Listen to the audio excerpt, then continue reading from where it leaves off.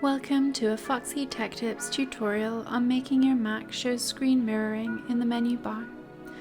If you find this video helpful, please consider subscribing to my channel and liking the video.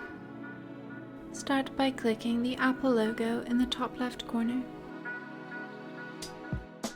Choose System Preferences from the menu that appears. In System Preferences, choose Dock and Menu Bar. Click Screen Mirroring from the left sidebar menu.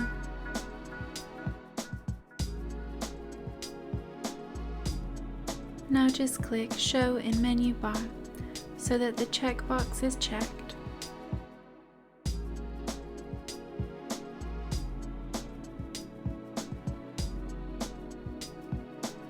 If you click on When Active, you can choose whether you want screen mirroring to show just when it is active or always.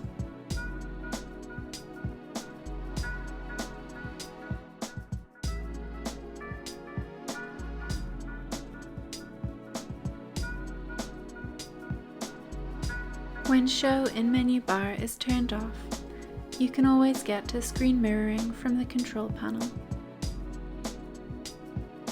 Tap the control panel icon on the right of the menu bar. Screen mirroring is here on the right. And that draws an end to this tutorial.